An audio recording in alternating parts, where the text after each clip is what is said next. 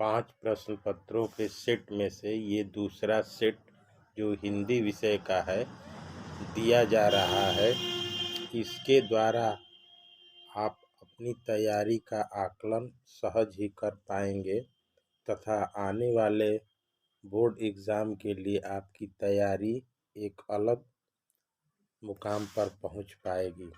इसका पहला प्रश्न है, प्रकाशित में कौन सा प्रत्यय है?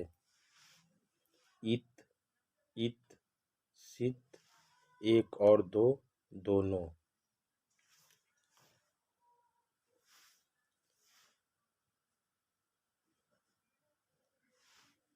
इसका सही आंसर होगा इत। इत प्रत्यय। प्रत्यय जैसा आपको पता होगा, किसी भी शब्द के पीछे लगने वाला शब्दांश, किसी भी शब्द के पीछे लगने वाला शब्दांश प्रत्यय कहा जाता है।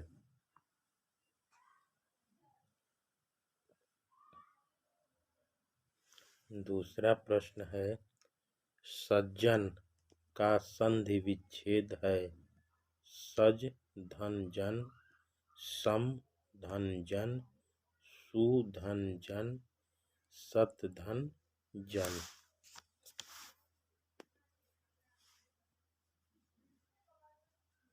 इसका सही आंसर होगा विकल्प चौथा, सत धन जन। सज्जन शब्द व्यंजन संधि का उदाहरण है। अगर आपसे अलग से पूछ ले कि ये जो सज्जन शब्द है ये किस संधि का उदाहरण है, तो ये है व्यंजन संधि का उदाहरण।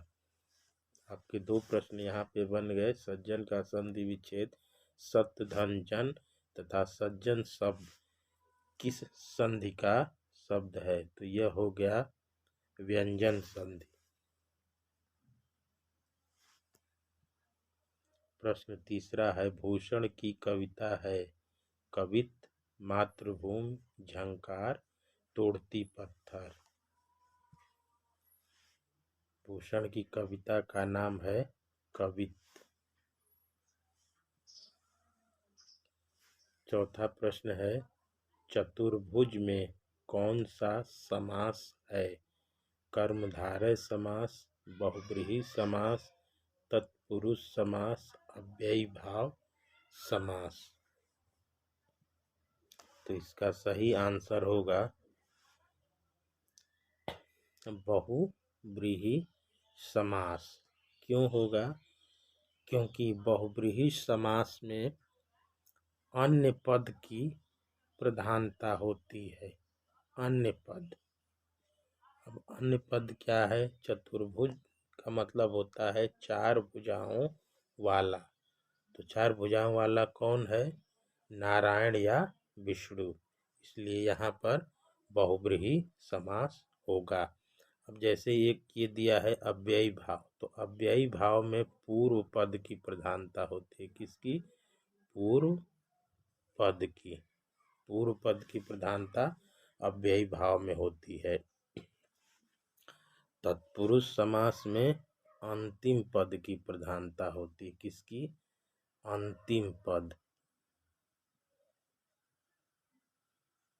अंतिम पद की प्रधानता होती है। बहुब्रीहि में अन्य पद की प्रधानता होती है।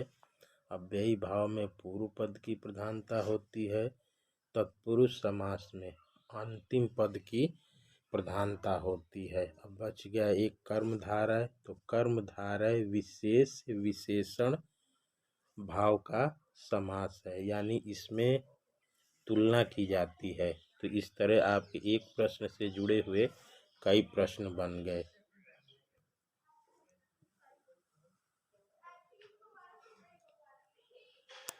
मलिक मोहम्मद जैसी कैसे कवि हैं? प्रेम मार्गी कवि, ज्ञान मार्गी कवि, कृष्ण भक्त कवि, राम भक्त कवि।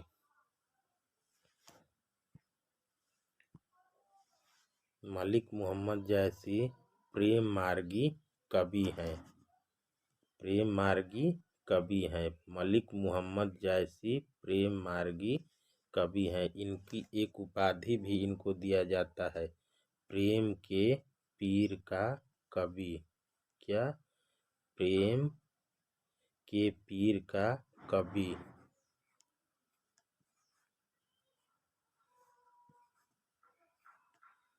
प्रेम के पीर का कवि भी इन्हें कहा जाता है। तो ये जो सारे प्रश्न आपको अलग से बताए जा रहे हैं, इनको आप कहीं डायरी पे लिख लीजिए, या जहाँ से आप पढ़ते हों, जिस भी बुक से या अपना नोट्स बनाए हों, तो वहीं पे मलिक मोहम्मद जायसी वाले में या अलग से लिख लेंगे कि प्रेम के पीर का कवि किसे कहा जाता है, तो मलिक मोहम्मद जायसी। इस तरह आप एक के साथ दो दो प्रश्न तैयार हो गए। पुत्र वियोग में माँ ने किसके भय से अपने लाल को गोद से नहीं उतारा था? मिट्टी लगने के भय से, कीड़े के भय से, ठंड के भय से, गिरने के भय से। तो इसका सही आंसर होगा ठंड के भय से, कि बच्चे को ठंडक लग जाएगी, इसलिए माँ जो है अपने बच्चे को नीचे नहीं उतारती है।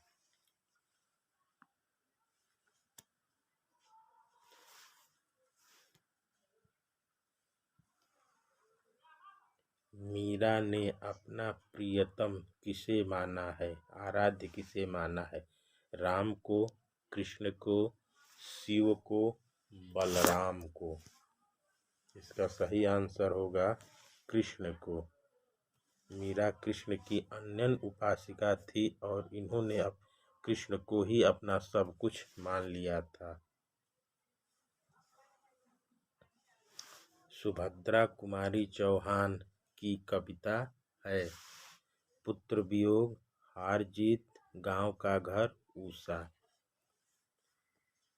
इसका सही आंसर होगा पुत्र वियोग। सुभद्रा कुमारी चौहान की कविता है पुत्र वियोग। इनमें से कौन सी कहानी चंद्रधर शर्मा गुलेरी की नहीं है? ये ध्यान देना है, नहीं है बताना है। उसने कहा था बुद्धू का कांटा, तिरिछ सुखमय जीवन। तो उसने कहा था बुद्धू का कांटा, सुखमय जीवन, ये इनकी तीनों कहानियां हैं। नहीं है तिरिछ, तो इसका सही आंसर होगा तिरिछ। तिरिछ जो है उदय प्रकाश की रचना है, उदय प्रकाश।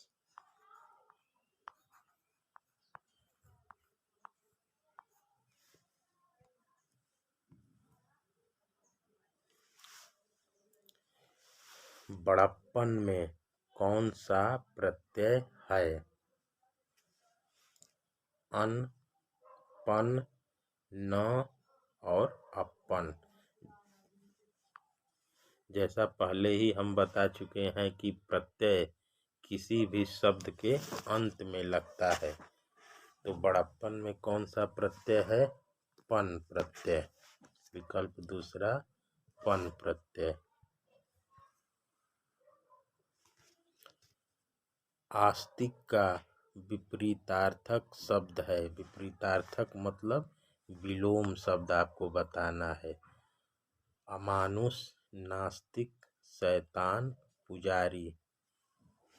आस्तिक का विपरीत या विपरीतार्थक या विलोम जो भी पूछेगा, इसका होगा नास्तिक। आस्तिक का मतलब होता है क्या?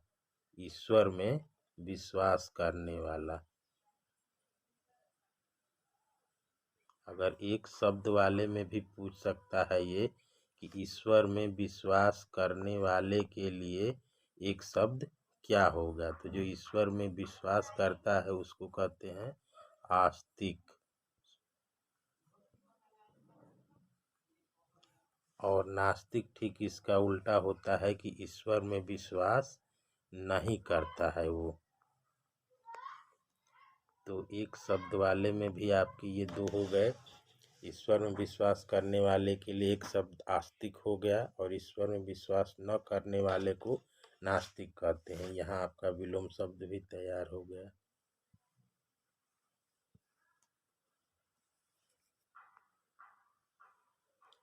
सिपाही की माँ निम्नलिखित में से कौन है? चुन्नी, विष्णी, किसनी और मुन्नी।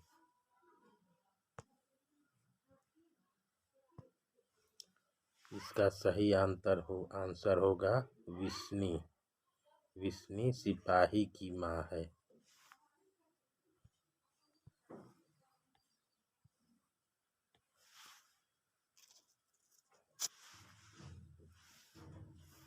राजेंद्र का संधि विच्छेद है। राजधन इंद्र, राजन धन, राजा धन इंद्र, राजधन इंद्र। इसका सही आंसर होगा राजधन इंद्र, पहला विकल्प। ये हो गया आपका। अगर आपसे पूछे कि राजेंद्र शब्द किस संधि से संबंधित है तो इसका आंसर होगा क्या? गुण संधि। गुण संधि। राजेंद्र शब्द गुण संधि का उदाहरण है। आपको गुण संधि पहचानने का हम एक ट्रिक बता दे रहे हैं। ऐसा कोई भी शब्द जिसके बीच में ए की मात्रा, ओ की मात्रा और री की मात्रा आए तो वो सारे उदाहरण गुण संधि के होंगे। अगर कोई शब्द जैसे महेंद्र हो गया, महेंद्र के बीच में क्या है? ए की मात्रा है, तो ये भी गुण संधि का उदाहरण है। जैसे चंद्रोर्मी,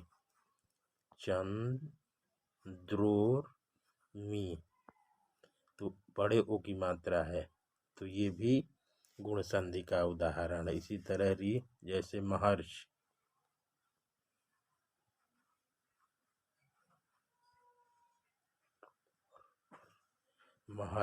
ये री की मात्रा हो गई। तो यहाँ पर ये सारे जो उदाहरण होंगे आपको गुण संधि के होंगे। तो अगर किसी शब्द के आधार पे पूछ सकता है कि कौन सी संधि है, तो ये आप जान लीजिए कि ए की मात्रा, ओ की मात्रा और री की मात्रा जिन शब्दों के बीच में लगी होगी वो सारे शब्द गुण संधि के उदाहरण होंगे। अब आइए, एक शब्द बताना है। वह स्थान जहाँ सेना रहती है कहलाता है फौजशाला, छावनी, LOC, बंकर। इसका सही आंसर होगा वह स्थान जहाँ सेना रहती है उसको छावनी कहते हैं। बातचीत निबंध के निबंधकार कौन है? मोहन राकेश, जयप्रकाश नारायण, बालकृष्ण भट्ट, भगत सिंह। बातचीत निबंध के निबंधकार हैं बालकृष्ण भट्ट। बालकृष्ण भट्ट किस युग के हैं? भारतेंदु युग के हैं। भारतेंदु युग के ये हैं गद्यकार।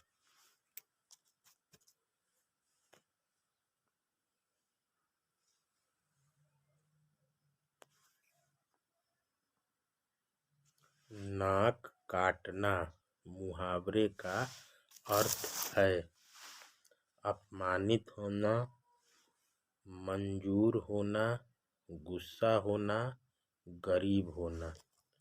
इसका सही आंसर होगा नाक काटना। जो मुहावरा है इसका अर्थ होता है बदनाम होना या अपमानित होना। इसका सही आंसर होगा। जिसने यश प्राप्त किया है उसे एक शब्द में क्या कहा जाएगा?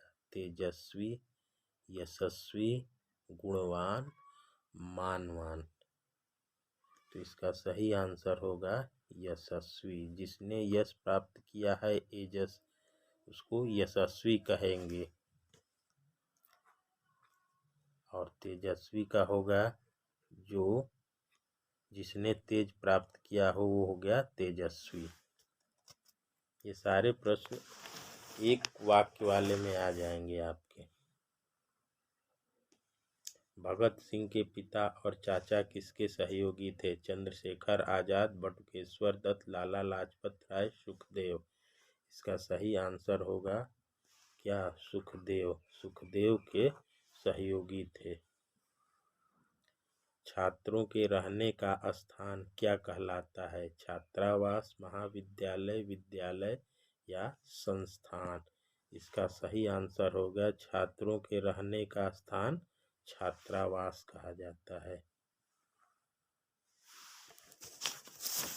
20वां प्रश्न है, जो बहुत बोलता है उसे एक शब्द में क्या कहा जाएगा? जो बहुत बोलता है। वाचाल, वागीश, वाचस्पति, चालक। जो बहुत बोलता है उसको वाचाल कहा जाता है। अब दो शब्द हैं, वागीश और वाचस्पति। ये भी नेक्स्ट एग्जाम में या कभी हो सकता आ सकते हैं। तो वागीश किसे कहते हैं? ब्रह्मा को। अगर आ जाए कि ब्रह्मा के लिए एक शब्द, ब्रह्मा के लिए एक शब्द, तो क्या होगा? वागीश।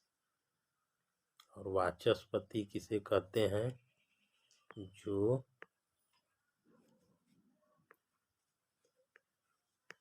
वाक, वाक यानी बोलना, वाक का पति हो, वाक का स्वामी।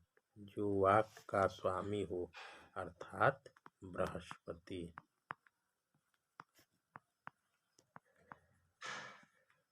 अर्थात बृहस्पति। वाचाल जो बहुत अधिक बोलता है। वागीश ब्रह्मा के लिए एक शब्द हो गया। वाचस्पति जो वाक का स्वामी हो, अर्थात बृहस्पति।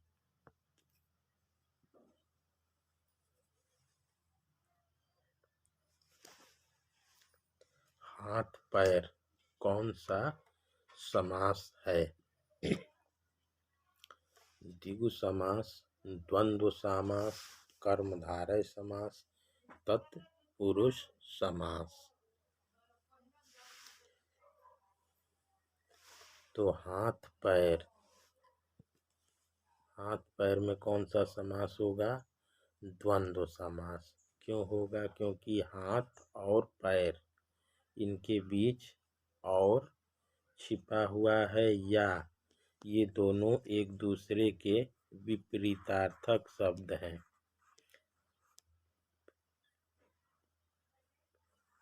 विपरीतार्थक शब्द हैं। तो ये जान जाइए कि जहाँ पे बीच में और छिपा हो या कोई दो विपरीतार्थक शब्द हो, तो वहाँ पे होगा द्वंद्व समास। जैसे रात दिन, अगर रात दिन दे रहा है तो रात दिन में कौन सा समास होगा? द्वंद्व समास, क्योंकि इसके बीच में और छिपा हुआ है। रात और दिन, या रात का विपरीतार्थक शब्द दिन होता है। तो ऐसे जहाँ शब्द आएंगे वहाँ पे होगा द्वंद्व समास। अन्य समासों के विषय में भी जान लिया जाए। द्विगु, द्विगु समास क्या होता है? संख्यावाची, संख्यावाची। इससे संख्या का बोध होता है। जैसे चौराहा, तो चौराहा शब्द में चौ यानी चार का बोध हो रहा है, तो वहाँ पे होगा द्विगु समास। कर्मधारय समास जो होता है, यह पहले भी हमने बताया है कि यह विशेषण विशेष से संबंधित होता है। और तत्पुरुष समास का जो होता है, अंतिम पद प्रधान होता है। प्रतिनिधि में कौन सा उपसर्ग है? प्रति, प्रति, पर, निधि। इसका सही आंसर होगा प्रति।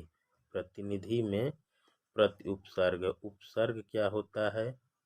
उपसर्ग प्रत्यय का विपरीत होता है। प्रत्यय जहाँ शब्द के अंत में लगता है, उपसर्ग शब्द के प्रारंभ में लगता है। जैसे यहाँ पे निधि शब्द है और निधि के प्रारंभ में क्या लग गया? प्रति। तो ये बन गया प्रतिनिधि।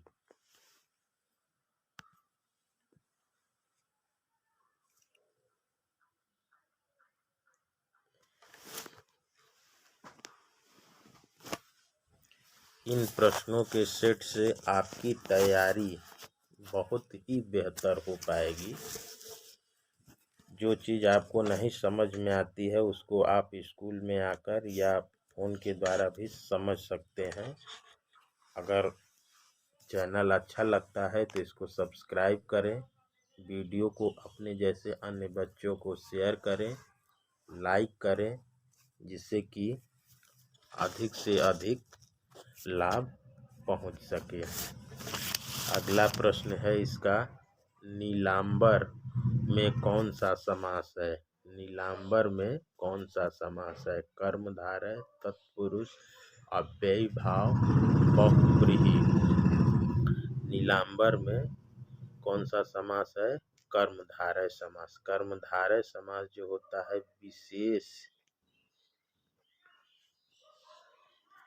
विशेष विशेषण भाव वाला समास है। विशेष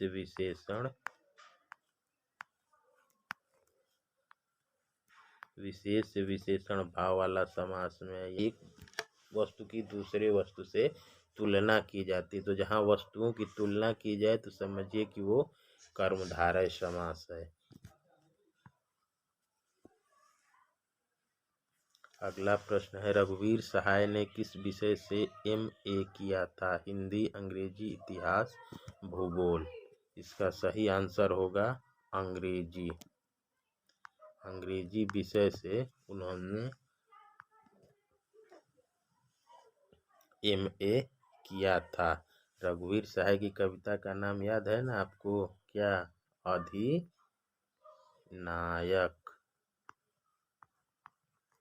जो आपको पढ़ना है, ये इनकी कविता का नाम है अधिनायक। गाल बजाना मुहावरे का अर्थ है डींग हाँकना, घबरा जाना, गायब होना, क्रोधित होना। तो गाल बजाना किस संदर्भ में आता है? डींग हाँकना, यानी कि अपनी बड़ाई, झूठ मूठ की बड़ाई करना। या गाल बजाने का एक अर्थ और भी होता है झगड़ा करना, लेकिन यहाँ पे जो है तो वो डींग हाँकने के ही अर्थ में आएगा।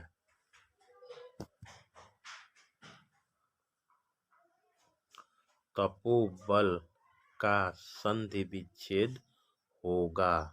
तपः धन बल, तप धन बल, तपोबल, तप धन बल।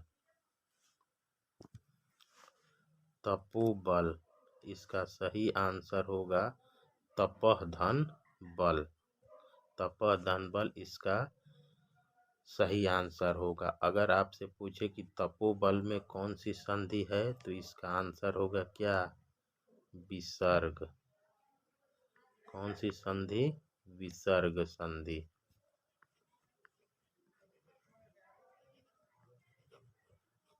विसर्ग संधि। तपोबल विसर्ग संधि का उदाहरण है। तपः धन बल इसका विच्छेद होगा। अब आपको एक चीज यहाँ पे ध्यान देना होगा कि जैसा मैंने पहले बताया था कि ऐसा कोई भी शब्द आए जिसमें ए की मात्रा, ओ की मात्रा और री आए, री की मात्रा आए, तो वो किसका उदाहरण होता है? गुण संधि का। तो यहाँ भी बीच में आया है ओ की मात्रा, तो ये विसर्ग कैसे हो गया? इसका सीधा सा मतलब है कि जो आपको विच्छेद दिया गया है, अब यहाँ आपको देखना होगा कि यदि विच्छेद से पहले छोटा अ हो, जो विसर्ग है विसर्ग से पहले छोटा अ हो तथा बाद में किसी भी वर्ण का क वर्ग, च वर्ण, त वर्ग, प वर्ग जो है वर्ण, इनमें से तीसरा चौथा या पांचवा वर्ण आए तो तीसरा चौथा या पांचवा वर्ण आए तो ब आया है, तो क्या होगा कि जो विसर्ग चिन्ह है वह ऊ में बदल जाता है और ऊ और अ मिल के क्या हो जाता है, गुण संधि के अनुसार ओ हो जाता है। इसीलिए यहाँ पे विसर्ग, जहाँ पे विसर्ग लगा होगा वो विसर्ग संधि का उदाहरण हो जाएगा।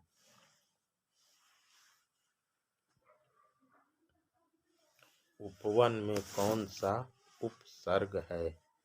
उप, उपवन। उपसर्ग शब्द के आगे लगता है तो इसलिए उपवन में कौन सा उपसर्ग हो जाएगा? उप।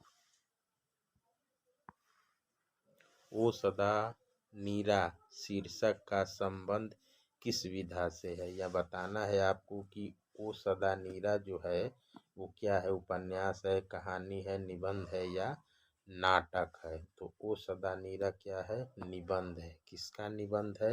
जगदीश चंद्र माथुर का। किसका? जगदीश चंद्र माथुर का है। जगदीश चंद्र माथुर। ये हो गया। अगर आपसे पूछे कि सदा नीरा किस निबंध पुस्तक से लिया गया है, तो सदा नीरा से एक एक्स्ट्रा प्रश्न बन सकता है कि ओ सदा नीरा जगदीश चंद्र माथुर के निबंधों की एक पुस्तक है जिसका नाम है बोलते क्षण। बोलते क्षण,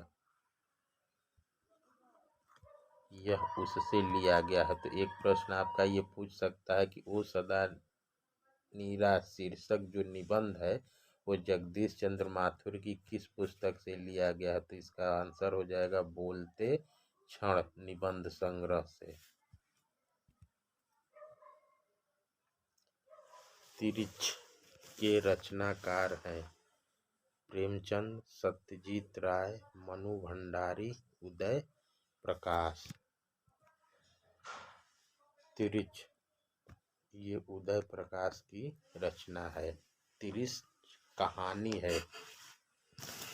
इसका इसको एक और नाम दिया जाता है उत्तर आधुनिक त्रासदी। अगर आपसे पूछे कि उत्तर आधुनिक त्रासदी किस कहानी को कहा जाता है? उत्तर आधुनिक त्रासदी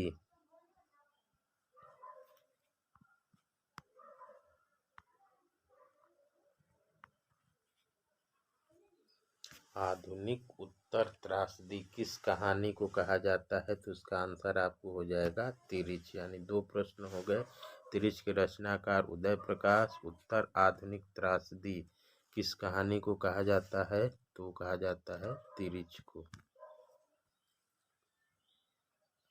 अगला प्रश्न है जादुई यथार्थ की कहानी किस कहानी को कहा जाता है? जादुई यथार्थ की कहानी। उसने कहा था पूस की रात, तिरिछ रोज। जादुई यथार्थ की कहानी तिरिछ को कहा जाता है।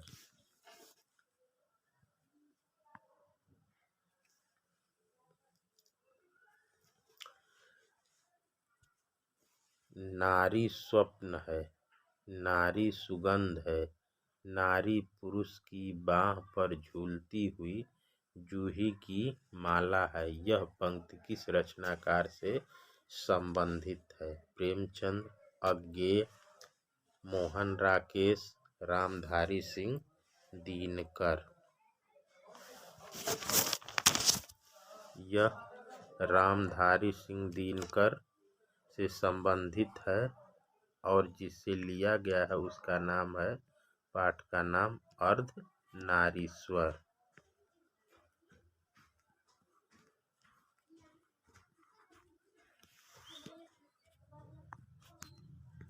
अर्धनारीश्वर पाठ से लिया गया है ये।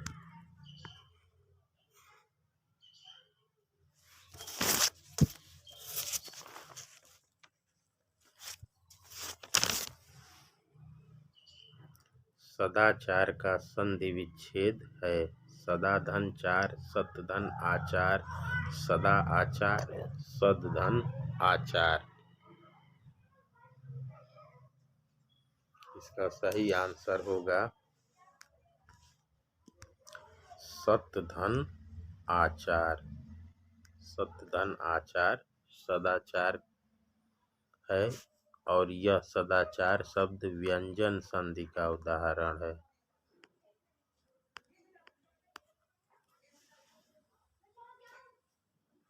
कौन सी संधि का उदाहरण है? व्यंजन संधि का उदाहरण। सिपाही की माँ कैसी रचना है? एकांकी, उपन्यास, नाटक या कहानी? सिपाही की माँ एकांकी है, मोहन राकेश की रचना है सिपाही की माँ। यह जो एकांकी है, एकांकी संग्रह अंडे के छिलके से ली गई है। अंडे के छिलके मोहन राकेश की जो एकांकी है उनका एक संग्रह है, उस संग्रह से लिया गया है सिपाही की माँ। अगला प्रश्न भी मोहन राकेश से ही संबंधित है। मोहन राकेश की कौन सी रचना है? तो ऊपर वाला ही प्रश्न है, सिपाही की माँ इसका सही आंसर हो जाएगा। वाक्य के लिए एक शब्द बताना है। जहाँ पहुँचना कठिन है, जहाँ पहुँचना कठिन है उसके लिए एक शब्द क्या होगा? दुर्गम, दुष्कर, दुर्लभ, निष्फल। तो इसका सही आंसर होगा दुर्गम। जहाँ पहुँचना कठिन होता है उसको दुर्गम कहते हैं। अब अन्य जो शब्द हैं इनका भी जरा हम लोग जान जाए। दुष्कर, दुष्कर का मतलब हो जाएगा जो कार्य करना कठिन हो, जो कार्य करना बहुत कठिन हो उसको क्या कहते हैं? दुष्कर। दुर्लभ, दुर्लभ का मतलब हो जाएगा जिसका मिलना बहुत कठिन हो, यानी जो बहुत कठिनाई से मिले वह क्या है? दुर्लभ, दुर्लभ चीज है। निष्फल, निष्फल का मतलब होता है किसी कार्य में वांछित सफलता न प्राप्त करना निष्फल होना कहा जाता है। चिड़ी मार कौन सा समास है? बहुव्रीहि, कर्मधारय, तत्पुरुष, द्वंद्व समास। चिड़ी मार कौन सा समास है? तत्पुरुष, तत्पुरुष समास है ये। कैसे है तत्पुरुष समास में? हमने आगे बताया है आपको कि इसका अंतिम पद जो होता है वह मुख्य होता है या प्रधान होता है। तो चिड़ी मार, चिड़ी मार का मतलब हुआ कि चिड़िया को मारने वाला, चिड़िया को मारने वाला। तो मारने वाला प्रमुख हो गया, इसलिए जहाँ अंतिम पद की प्रधानता होगी वहाँ पे होगा तत्पुरुष समास। तुलसीदास कैसे कवि माने जाते हैं? रहस्यवादी, छायावादी, अलगाववादी, समन्वयवादी। तुलसीदास समन्वयवादी कवि के रूप में माने जाते हैं। तुलसीदास जो है भक्ति काल के कवि है। किसमें? भक्ति काल, एक पहली चीज हो गया। अब भक्ति काल में किस में आते हैं? तो भक्ति काल में आते हैं सगुण काव्य धारा। किसमें? सगुण काव्य धारा। भक्ति काल दो भागों में बटा है, सगुण और निर्गुण। ये सगुण में आते हैं। अब सगुण में किस में आते हैं? राम काव्य परंपरा में। राम काव्य परंपरा में आते हैं। तुलसीदास, इस प्रश्न के अनुसार आपका आंसर होगा समन्वयवादी। अगर कहीं आपसे पूछता है कि तुलसीदास किस युग के कवि हैं, तो भक्ति युग या भक्ति काल के। अगर भक्ति काल में पूछे तो सगुण काव्य धारा, सगुण में पूछे तो राम काव्य धारा के कवि है। यानी यहाँ आपके 4 प्रश्न तैयार हो गए। लाइन दिया हुआ है, गद्य लिखना भाषा को सार्वजनिक करते जाना है। गद्य लिखना भाषा को सार्वजनिक करते जाना है, यह कथन किसका है? रघुवीर सहाय का, ज्ञानेंद्र पति का, शमशेर बहादुर सिंह का, जयशंकर प्रसाद का। ये जो लाइन है, ये लाइन है आपकी रघुवीर सहाय की।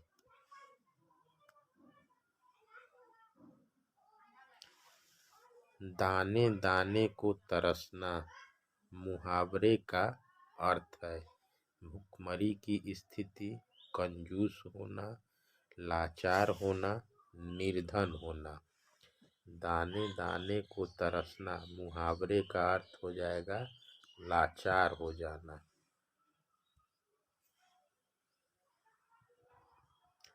आलसी शब्द का विलोम है तेजस्वी, विनम्र, परिश्रमी, उद्यमी।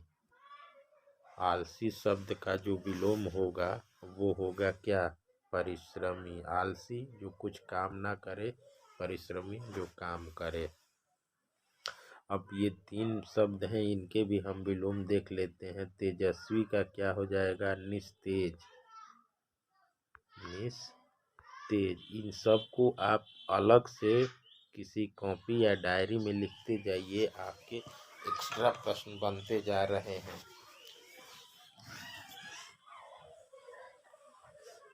और उद्यमी का हो जाएगा आपको निरुद्यमी। निरुद्यमी।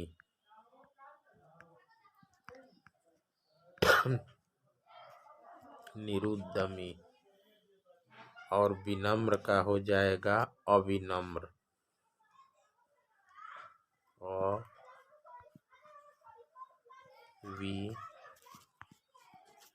अविनम्र।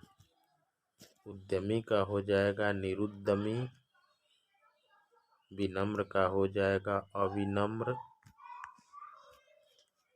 तेजस्वी का हो जाएगा निस्तेज या तेजहीन। तेजहीन। तेजहीन।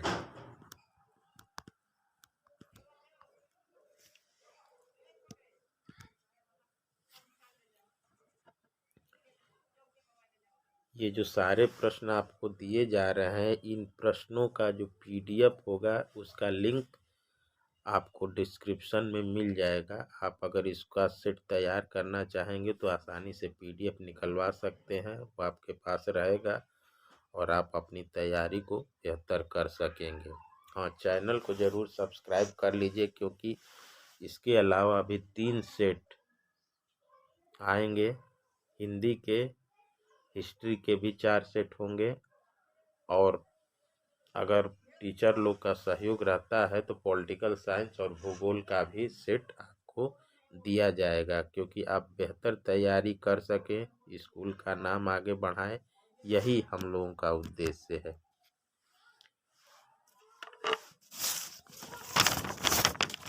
अगला प्रश्न है,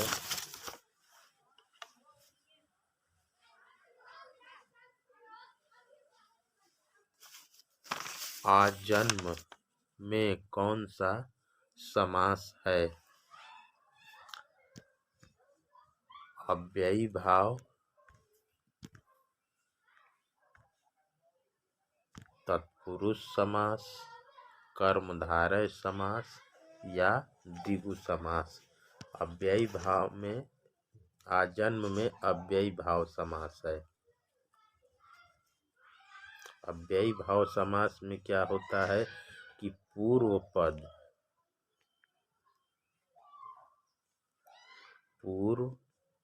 पद की प्रधानता होती है या प्रमुखता होती है। पूर्व पद प्रधान होता है। आजन्म का मतलब होता है जन्म भर।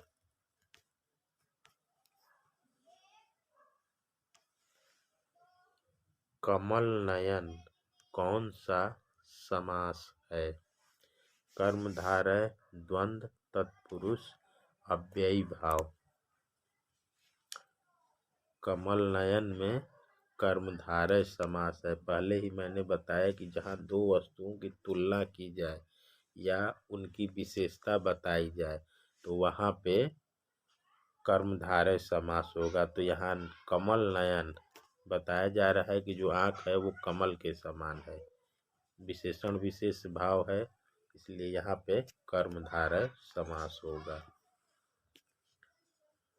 चक्रपाणि में कौन सा समास है?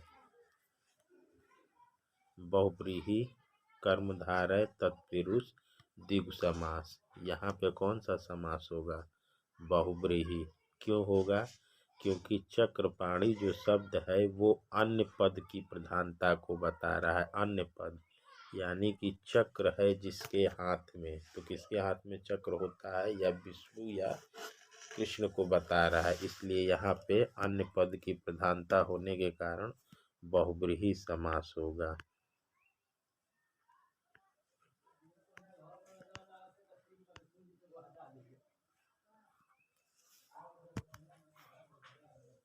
महेश शब्द का संधि विच्छेद है। महेश महेधन स मधन एस महाधन ईस महाधन ईस। यहाँ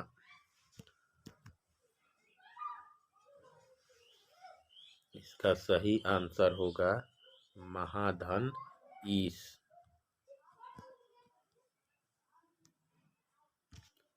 ये चीज आपको ध्यान देना है कि छोटी कहाँ रहेगी, बड़ी कहाँ रहेगी। महेश किसका उदाहरण है? गुण संधि का। गुण संधि का ये उदाहरण है।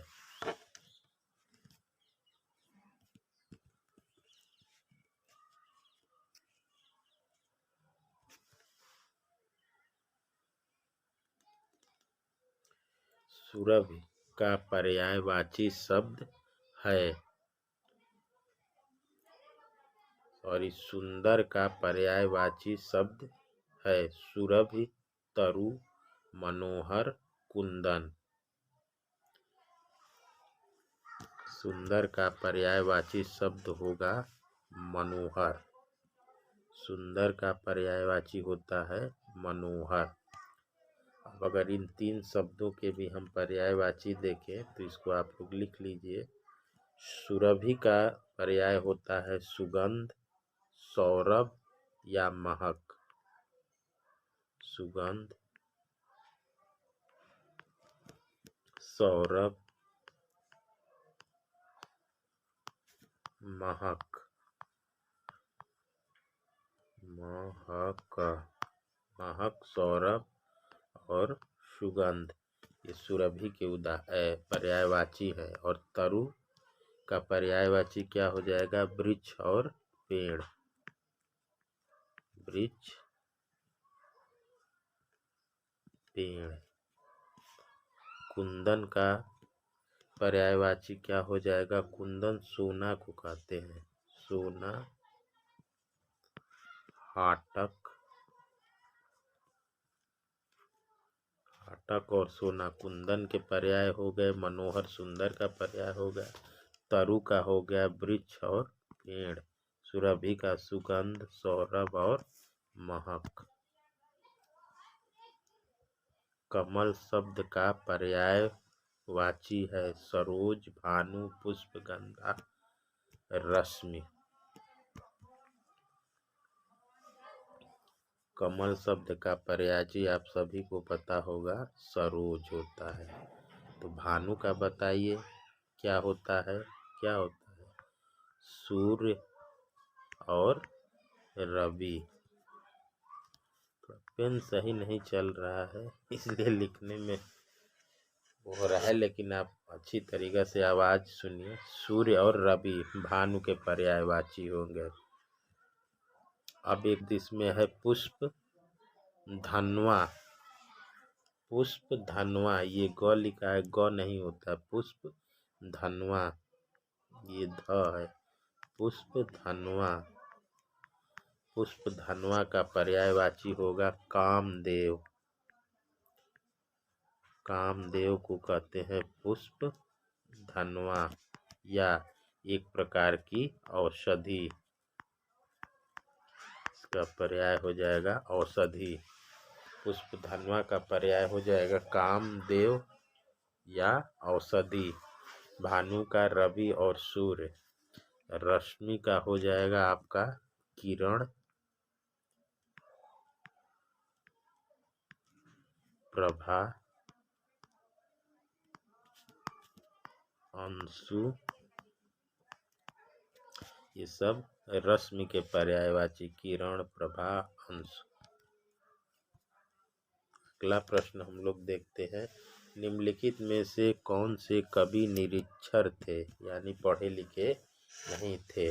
कबीरदास, सुमित्रानंदन पंत, विद्यापति, रसखान, ये सब आप लोग जानते होंगे। कबीरदास निरक्षर थे। कायर का विलोम है। कायर का विलोम क्या होगा? बहादुर, शक्तिशाली, पहलवान, चंचल। कायर का विलोम होता है बहादुर। सब्ज बाग दिखाना मुहावरे का अर्थ है, ये कुछ नहीं है। सब्ज बाग दिखाना मुहावरे का अर्थ है झूठ बोलकर ठगना, लालच देना, डराना, व्यर्थ की बातें करना। तो इसका सही आंसर होगा झूठ बोलकर ठगना। सब्ज बाग दिखाने का मतलब होता है झूठ बोलकर किसी का ठगी करना।